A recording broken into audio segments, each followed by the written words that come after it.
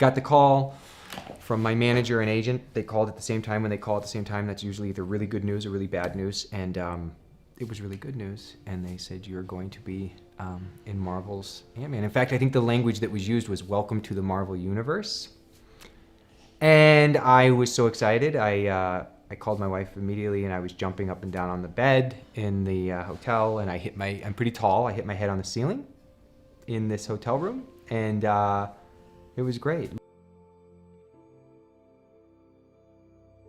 Big fan. First comic that I really got into was when I was in like 3rd grade. I would every month get the West Coast Avengers, which was my intro to comic book reading. And interestingly, Hank Pym was a member of that team for a good period of time. So I knew a bit about this character, and then eventually over the years, my comic book collecting and game playing obsession became pretty ridiculous. So I feel very vindicated in my adult life now that I'm getting to be in this movie and part of this universe, and all the naysayers from my childhood who said I was throwing my money and time away. Ha! I say to them, ha! That's what I say.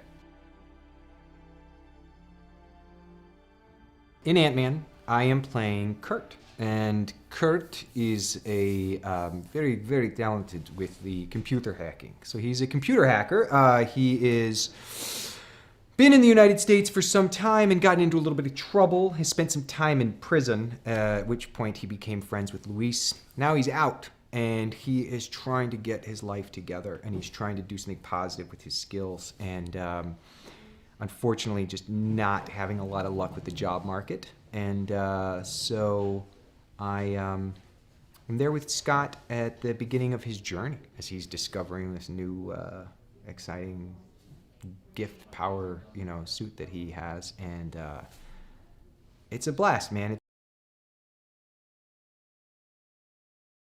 Working with Michael Douglas was a dream come true for me as an actor. I've been a fan of his for so long. It was incredibly intimidating, and in the end, it was definitely a highlight of this experience for me, because I just know a lot about like his history and like his experiences. So you got to kind of feel people out and gauge how they're gonna react. But he's a really easygoing and approachable guy. So I had a lot of questions, and I was able to talk to him a lot and ask him about stuff he did throughout his entire career. And then when we're doing scenes together, he's amazing. Like, he's just so subtle and funny. The first time I saw Paul in the Ant-Man suit, he walked into the room, and I was just like, oh my God, that's so cool. Because to see something in real life, like you watch movies and you see, I'm always fascinated with like the magic of movies and how people make things happen that they do. But the people on this who work at Marvel, and like the team behind the construction, the production design, the art design of this, like this suit is so intricate, and the detail is so cool. So the kid in me that's like the comic book geek is like, oh my God, dude, you look like a real superhero. That's like amazing. And then the person that is a grown-up now, kind of, working on film sets, is also fascinated. Like, how do they make that do that thing? It was pretty awesome. I love stories like this, where this individual who has a very good heart and he has a really good intention has just not been able to use his gifts and his skills for creating the kind of life that he deserves and that he could have, his potential.